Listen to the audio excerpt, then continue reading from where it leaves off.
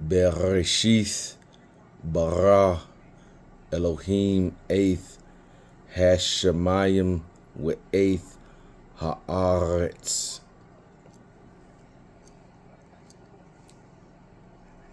You have the inseparable preposition bait, Bereshith, the feminine noun for beginning,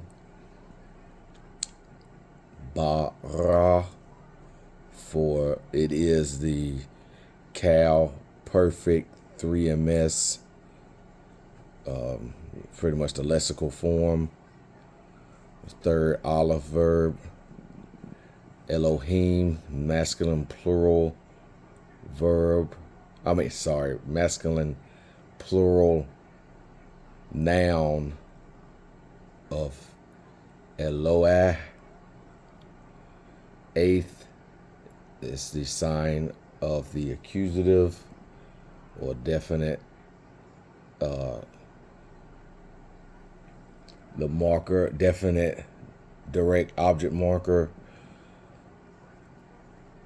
Have a definite article, hey.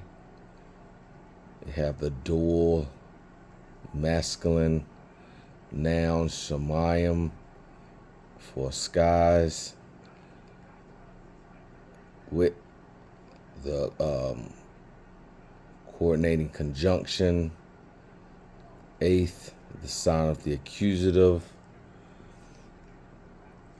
ha is the definite article, and aretz is the feminine singular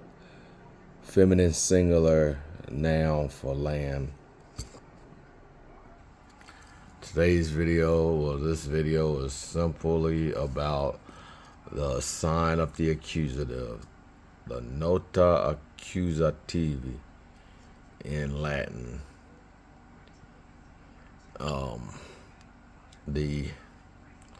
I want to say plane form, or the regular form, is eighth. We have the olive, a glottal stop, and a sede. Those a sound with a tau without a doggish is th. This is like a th, eighth. Now when it's with a makaf, you have vowel reduction from a sede to a sagol to the eh. You have the glottal stop and the eh with a tau that has no doggish, so eth. This video is going to be about what is the function and meaning of the sign of the accusative. Is it just marking the object of a verb? That's what accusative means. You have like genitive, accusative. What was the third one? I can't remember the third one. But is it more than that? Linguistically, probably not. Esoterically, I guess, maybe. But we're gonna listen to a guy's video. It's not really about him. It's really about the commentary that he's discussing. He's so swing over there. This is the video. It's about Genesis 1:1. In the beginning, God created heavens and earth, as we just read. Now he's gonna talk about commentaries from Babylonian Mishnahs, Babylonian commentaries, medieval Mishnahs and commentary. So it's not like critiquing him, but more about what these people's thoughts on the biblical text and thoughts on the sign of the accusative. Were they correct? Does it make any sense? But let's give it a quick listen. It's not that long. Heavens and the earth. I'm going to be approaching this from a very simple point of view. Many commentaries and oceans and oceans of knowledge. Really his thoughts. Just one verse. But I'm going to walk through it a little bit and just keep it as simple as possible. So, in the beginning, God created the Aleph and the Tav. This would be the beginning and the end. So, the word. So, what we read earlier, Bereshith bara Elohim eighth. So, there was some discussion in beginning. I don't see where they're getting the in beginning bara. He created. Who is the he? Elohim. Elohim created what? What did he create? This eth is telling you this next words is gonna be what describes the verb, or what the verb is talking about. But what these commentaries are saying, that eighth, since it's the first letter in the Hebraic Aleph Beit, and the Tau is the last letter in the Aleph Beit, in beginning, he created, Elohim created, beginning and end. Is that sound? But that's what they're gonna be. That's what those commentaries are saying. I guess they're just abandoning the whole function of the mark sign of the accusative, definite direct object marker, or they're just saying it's a secret understanding, an esoteric understanding. Okay, whatever. 853 in the Strongs, At F, depending on your dialect. Okay, he's using the Strongs. Anybody, I put it on posts and comments a lot. Anybody that's using the Strong's Concordance is a novice. They're in the beginning stages or a beginner of Hebrew, learning biblical Hebrew. I'm not going to use the Strong's Concordance in this video. There's like 4 sources, textbooks that I'm going to be using. Strong's is not one of them. I don't have a Strong's. I threw mine away. If you heard me talk about the group Paradigm, they burnt theirs on Facebook Live. Why? Because the Strong's may be one of the weakest tools of learning Hebrew. I mean, you really should. You're not even. I don't know. Can you use the Strong's to learn Hebrew? I don't think you should. It's probably maybe good, like Yochanan said, it's good for finding roots, but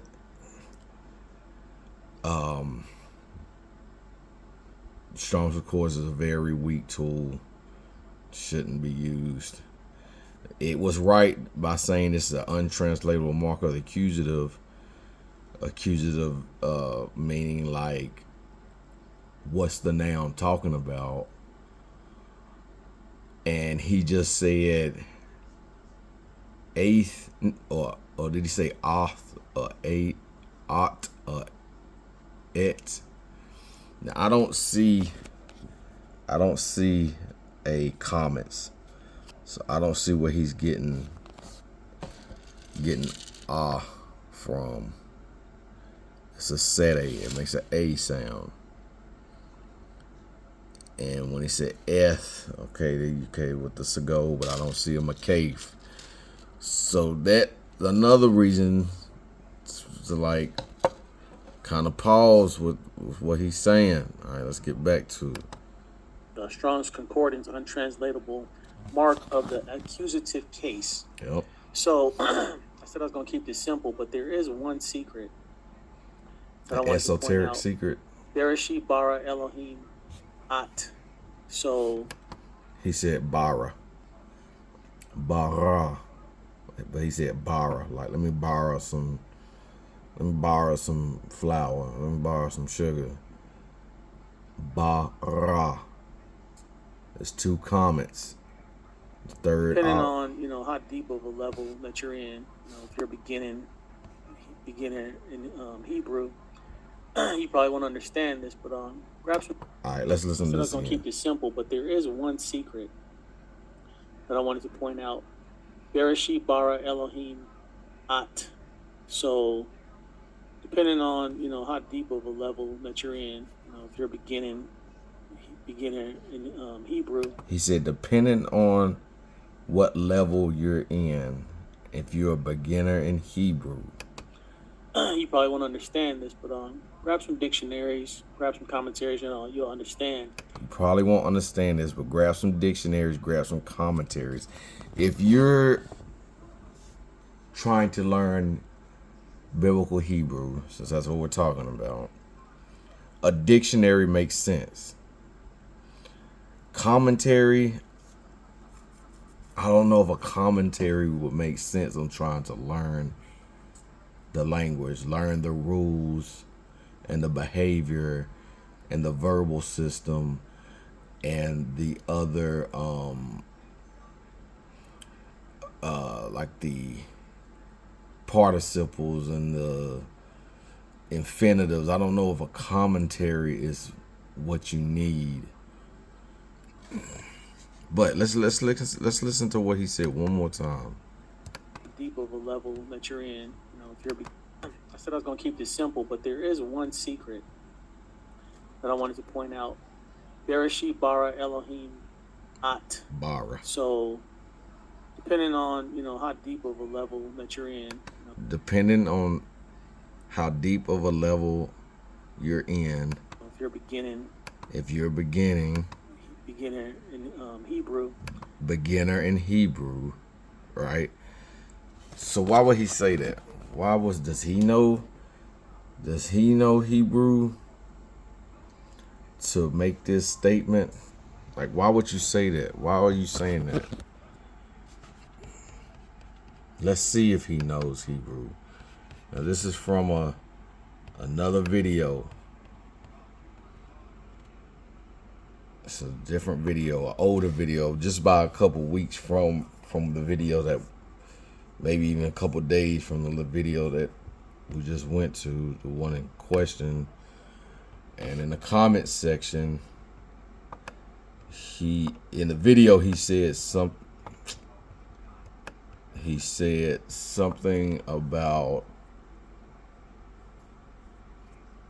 the participle with the 3ms pronominal suffix allow, but I believe he pronounced it wrong, so I corrected him. I said it's pronounced allow. It's the preposition al, meaning on, upon, above, against, and it has the 3rd masculine singular pronominal suffix wa attached to it. It's meaning him, upon him, on him, against him, something like that. And what was his response? Let's see his response. I'm not a Hebrew language teacher. Okay, that's cool. That's cool. Are you a student? So I actually have one of this guy's books. My brother bought it for us, and known about this guy for years. He's been making videos for years. So I asked him, why haven't you learned biblical Hebrew yet? And he responds, you are correct. I don't know why that was the response, but I did buy some books. Okay, just like that last guy said, I bought some books. But my question is sitting. What he say? It's sitting in the room.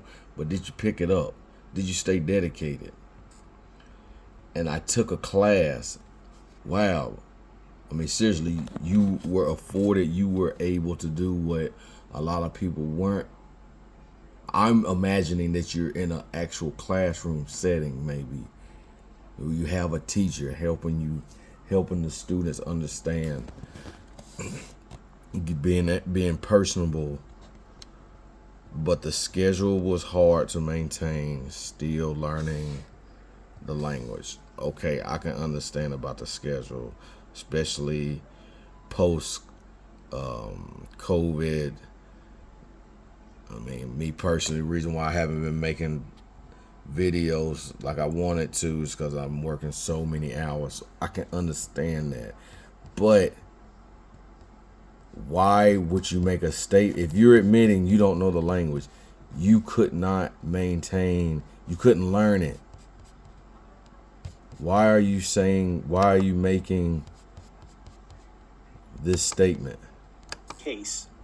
So I said I was going to keep this simple, but there is one secret that I wanted to point out.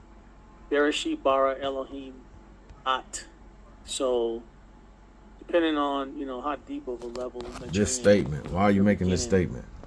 Beginner in Hebrew, you probably won't understand this, but grab some dictionaries, grab some commentaries, you'll understand. That's my whole thing about this video, or with him in this video. He's gonna use a lot of commentaries from the Babylonian captivity, from medieval not correspondence, but medieval Mishnahs. But why are you making this statement about depending on what your level is? What's your level, Davion? What's your level? Because you just admitted in another video you don't know Hebrew. So why are you trying to put this like facade of gravitas? Like, hey, I know, but depending on you might not understand this because I know this. Like, come on, man. Like, that's my only issue with him in this. Like, it is sort of in the HI community, Hebrew roots communities, even Christianity and atheism, whatever circles you want to talk about, saying that you know that you can read the original text like Sanskrit or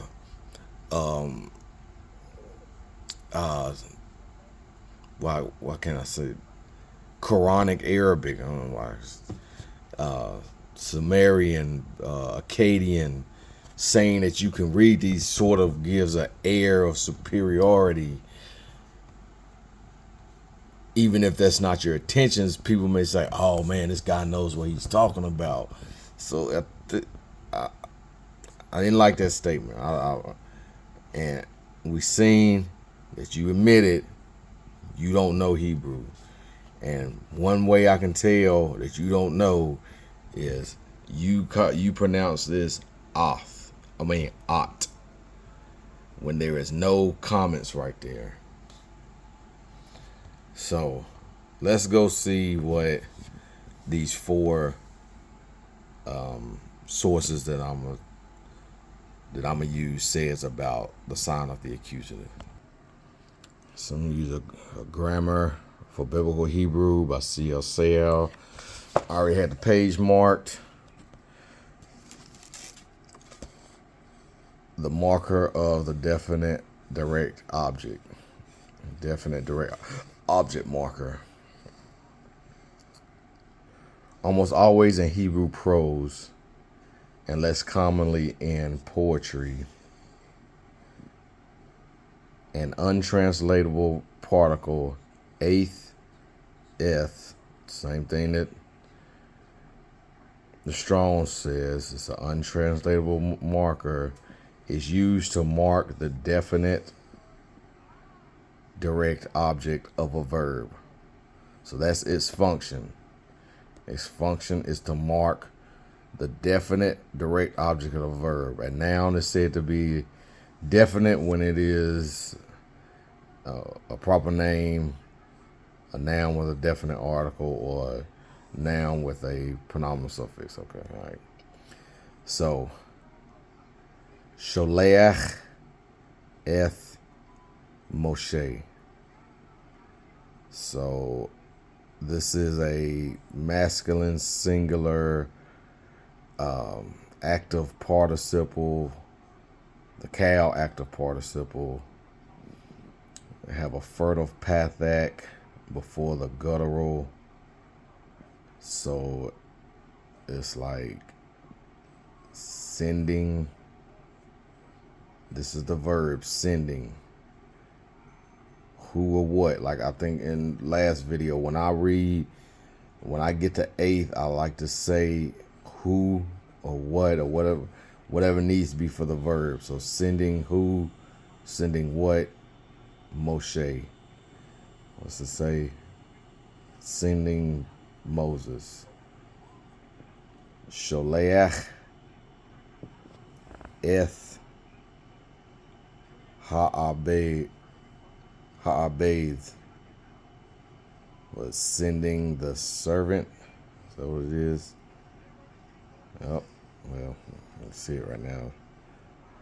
Sholeach eth abdi, my servant, with the pronominal suffix e for my.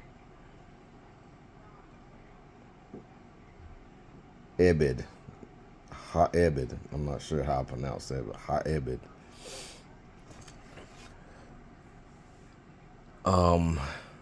Let's read this part.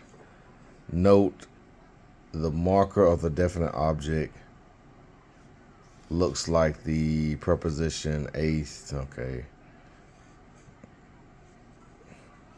One must determine the usage from the context. The marker of the definite direct object must immediately precede the object and ordinarily comes after the verb and the subject. So if you don't know, the syntax of biblical Hebrew is BSO, verb, subject, object. The verb is first, the subject is next, then the object. So let's see if he gives an example. Ani sholeach eth abdi. I sending my servant. So I am sending my servant. If an indirect object marked by the preposition el is involved, the direct object ordinarily precedes the direct object. So it comes before lachem. Ani sholeach lachem eth abdi. What's that? To you. I'm sending to you my servant. Okay. So that's CLCL. Like I said, every time I would hear his name, they would always say the renowned biblical scholars, CLCL.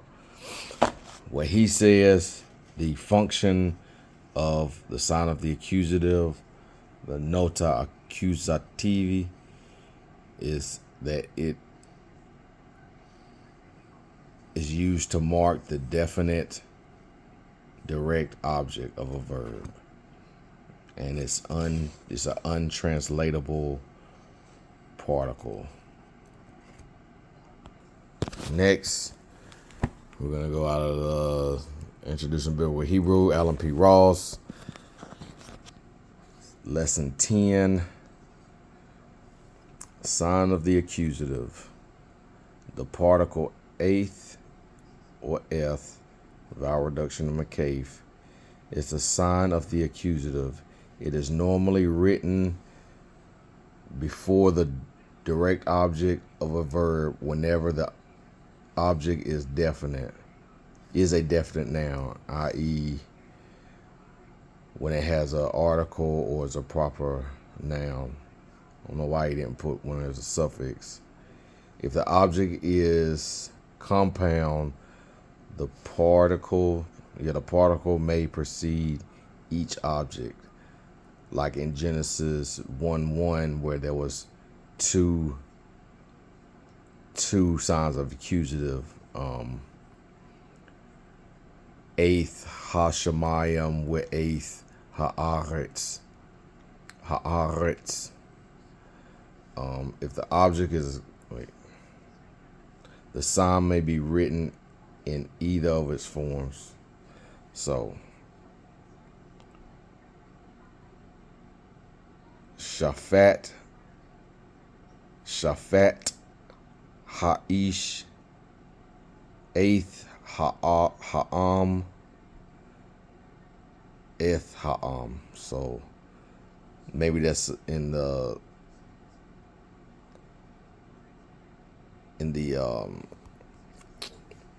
text that way, as it like a side note, or maybe or something, or maybe it's saying that some occasions it's like this instead of like that. But we're gonna say he judged the man, the people. So the man judged who or what? The people. The man judged the people. All right. Zacher Hamelech, eighth Adonai, or Eth Adonai. He remembered the king Adonai.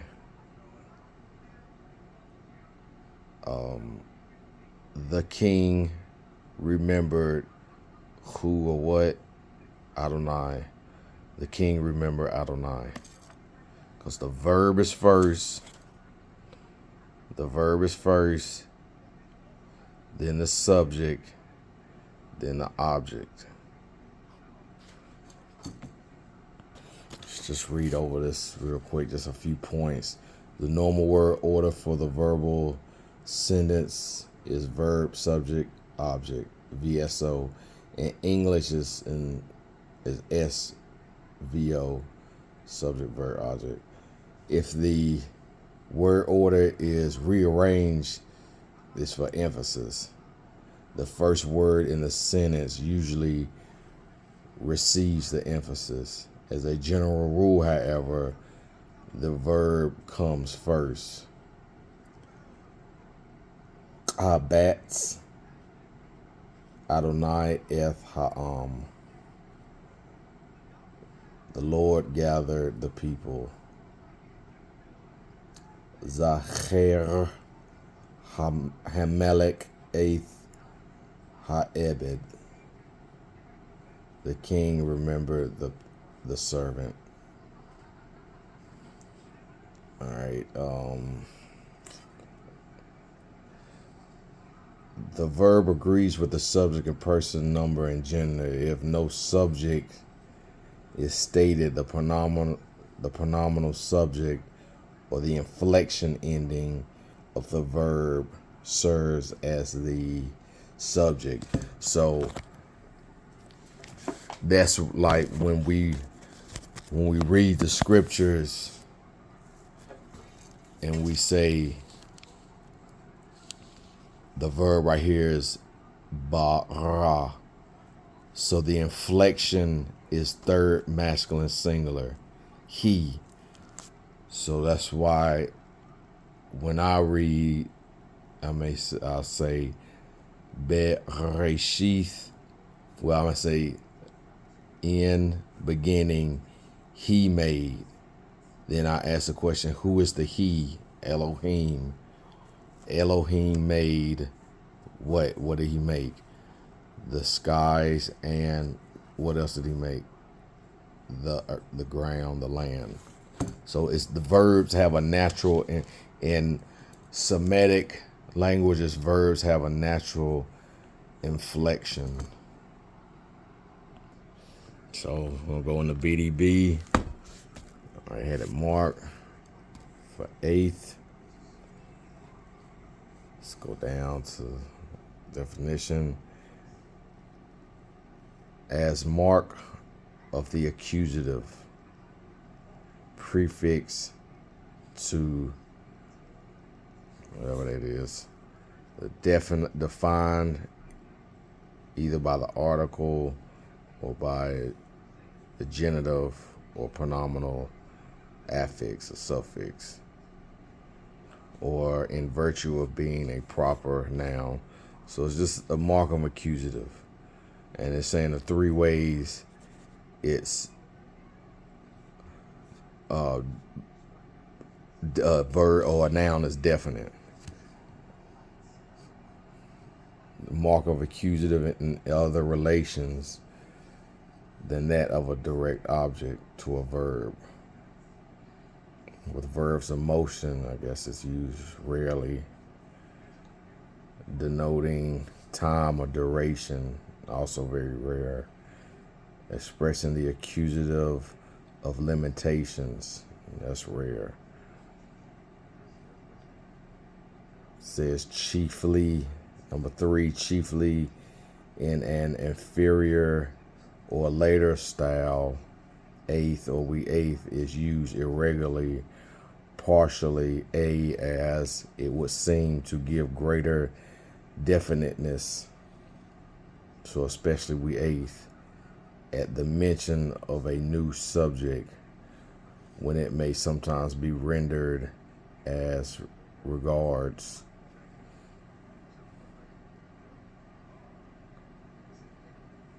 All right. So, I mean, once again, it's just marking the object of the verb from the BDB, the 3 grammarians, 3 linguists, Brown, Drivers, and Briggs. All right, I'm gonna go from the Halot, Hebrew and Aramaic lexicon of the Old Testament. Eighth, accusative particle in prose and later language, very often preceding the direct object.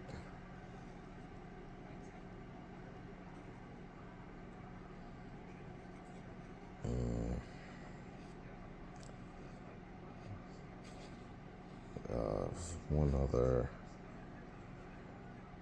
It regularly precedes a noun determined. Say A by the article, B being a proper name, C by following the genitive, which a pronominal suffix is a genitive relationship, a construct relationship.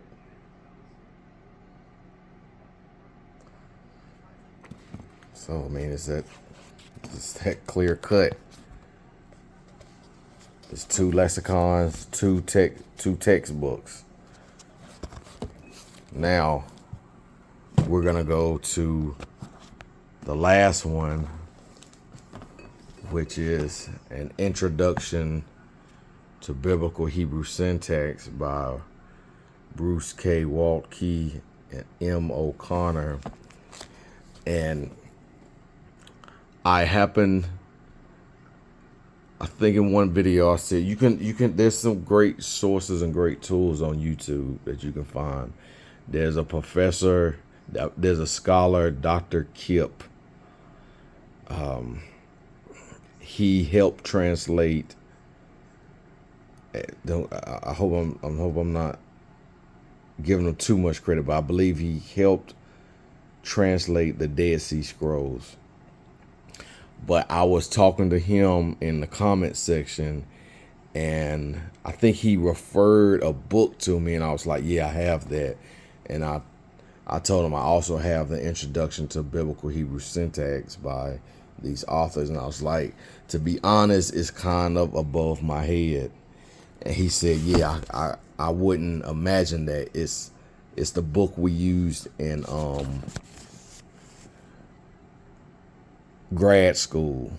So this is a grad school textbook. Section 10, the accusative function. Let's read what the accusative function is. Like the genitive, the accusative is a function of modification or dependency. Nouns used with other nouns or with prepositions are in the genitive, while nouns modifying verbs are in the accusative. This adverbial function can involve recipients or objects of verbal actions, sometimes where definite marked with the particle eighth. So that the function of the accusative is for nouns to modify the verb, where the genitive is nouns connecting to each other. Well, you often use the word of to connect them. So we're going to go to the particle eighth, 10.3. The particle eighth is one of the most difficult grammatical morphemes in biblical Hebrew. One set of difficulties is morphological. The particle eighth, eth, is harmonious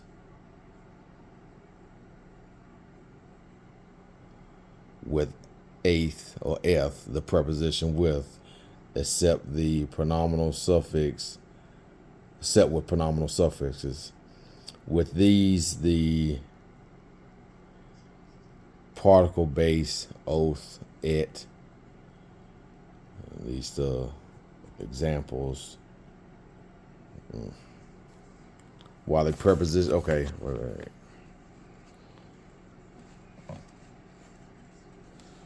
The other set of difficulties is syntactic. There are two approaches to descriptions of the particle's function. The tradition calls it the nota accusativi, or sign of the accusative, and essentially explains away the occurrences that do not fit this rubric. More recent grammarians regard it as a marker of emphasis, used most often with definite nouns in the accusative role. So they're saying that the sign of the accusative is a older thought that is just marking the sign, the object of a verb, or what it was saying, modifying the verb. But newer thought is that it's emphasizing the definite nouns of the accusative. So it's not changing its function. It's not changing it to mean anything different. It's just saying we think they want to emphasize something, so they're using eth to help emphasize it. Not like a punctuation mark. What's it called? Where you emphasize what you're saying, but it helps to emphasize this definite noun. Like, pay attention to this definite noun. I'm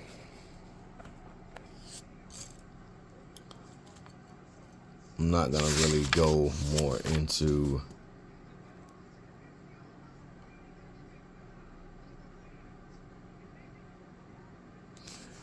let's just read this and see what it says. One could argue that eighth was originally a sign of the accusative with active verbs, and that in the historical development of the language, it was reinterpreted as the subject of an equivalent passive construction. So, for example,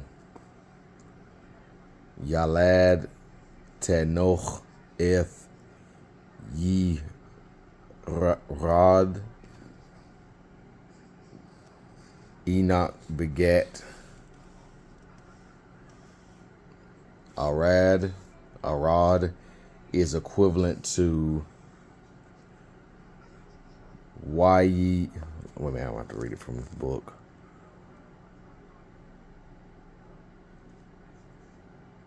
Why ye walade latanoch eth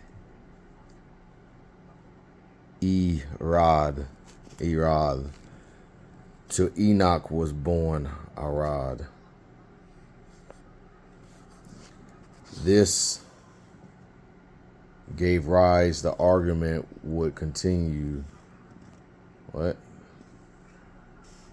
This gave rise, the argument will continue, to the kind of construction known as an ergative, in which the morphological marking of the object of an intransitive verb is the same as the direct object of a transitive verb. Thus, a hypothetical ergative English paraphrase of John moved her would be her moved by John. So I guess it was just simplifying the language, maybe. Maybe that's what it's saying.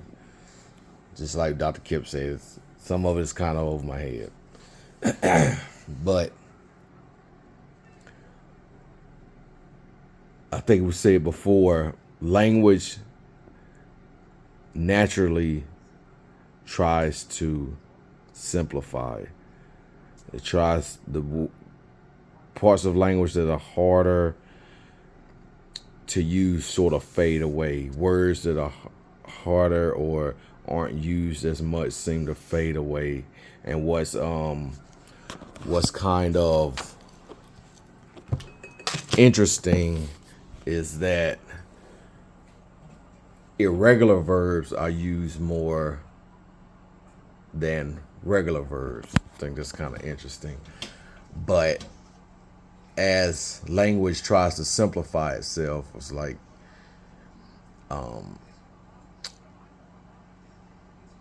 Charles Graby said, language is a living thing. It tries to, just like humans try to make life simple, language tries to simplify itself. Things start to change and fall out of use. And that might have been the change from eighth, from being what it said as a used as from the transitive to the ergative, or however it said. But how many was that? That was 1, 2, 3, 4, 5 sources. 5 sources, four 2 textbooks, 2 lexicons, and a grad school textbook. All have said that the sign of the accusative linguistical function is to mark the object of a verb. It could be possibly to help emphasize the definite. Well, it's used to mark the definite object of a verb, and it's probably to emphasize the definiteness of the verb. So, like I say, I'm not coming at the guy in that video because that's really not his thoughts. it's the thoughts of these commentaries that he's reading. And once you learn the language, you sort of like, okay, that really what this people are saying is it really doesn't make sense linguistically.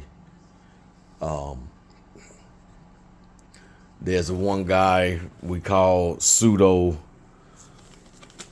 Zion Lex.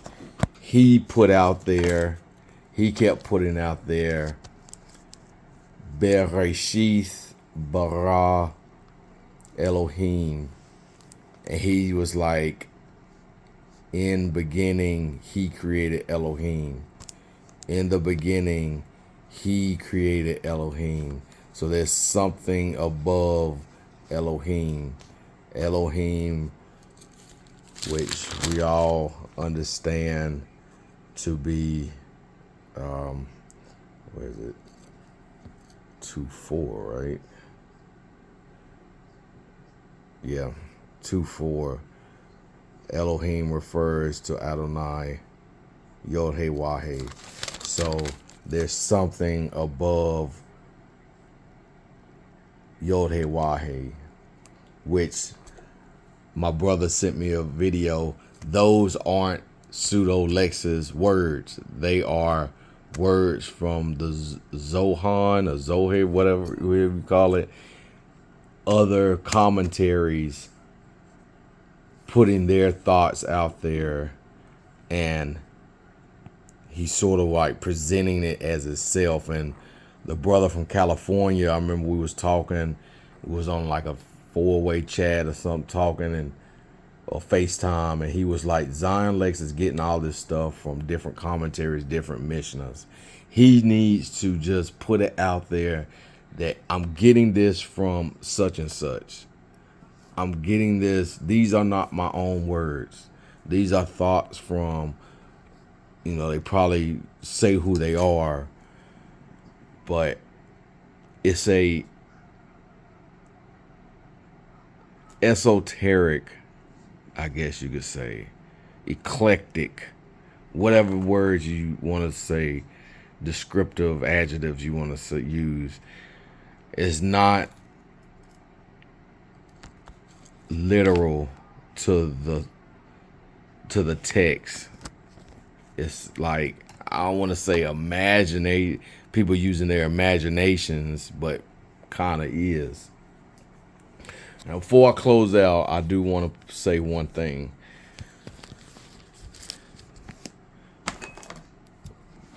And my last words on eighth, the particle eighth.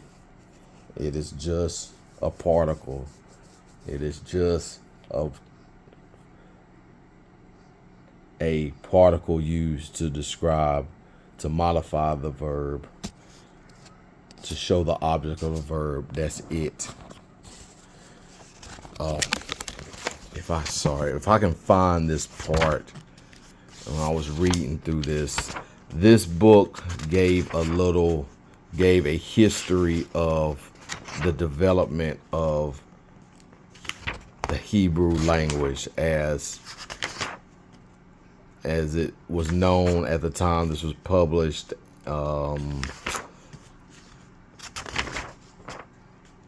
And by the evidence that was found. Oh, man.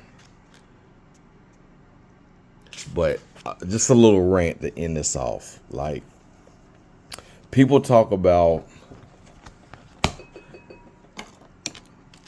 ancient Hebrew, ancient Paleo Hebrew.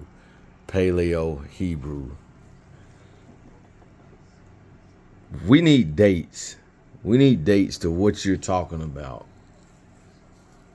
Because linguists, ancient Near East scholars,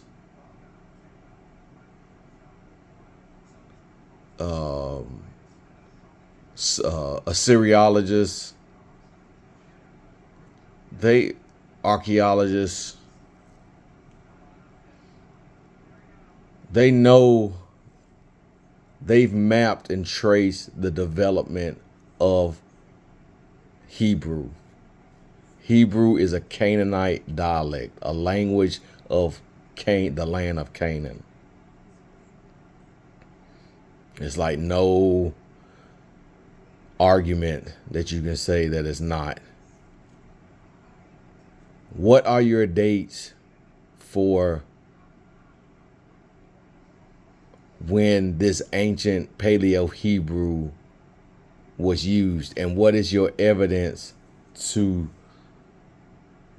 claim that it was used by people in the Levant? Like, we know about the Canaanite shift. Okay, these Hebrew camps, what do they call it? Lashawan, Kadash. They like to say it's all A vowels. For one, your verbal system will be chaotic with all A vowels.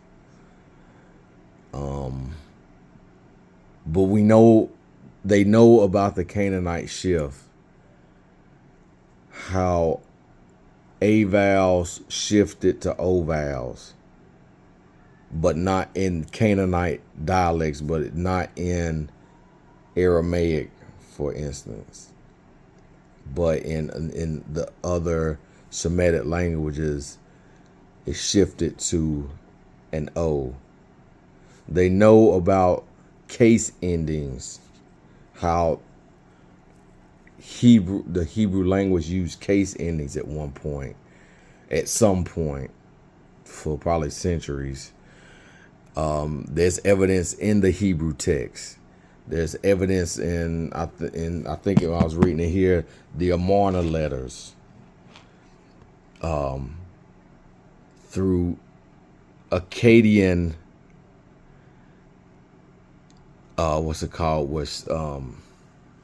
cognate languages.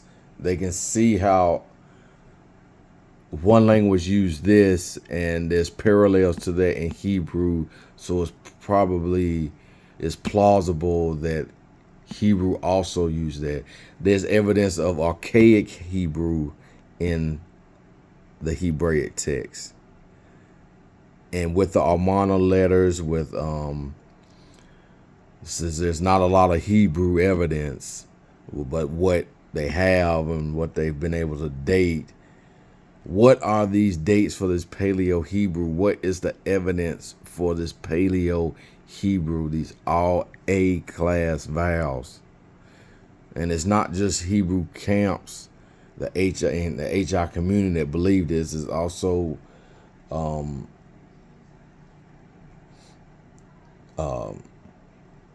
what is it, the other people, the like Reformed Christians that believe that as well. But that little rant, like, if people come with you with this ancient Hebrew stuff, where is your proof? Where's your mapping of the language? Give some dates, because trust me, if I may do another video when I find this. I probably could just pause it and look and find it and read it. But what are your dates? What are your dates for this theory of yours? What are your linguistical evidence, your scrolls of, from what I seen, the video that I seen, the person that came up with Lashawan Kadash said a black figure came to him and told him that ancient Hebrew used all A class vowels. All right, if that's what you want to go by, if that's what you stick by, if that's what you trust, that some guy says that a shadowy black entity, darkness, came to him, okay. But eth with a makaf, silent accusative, nothing more, nothing less.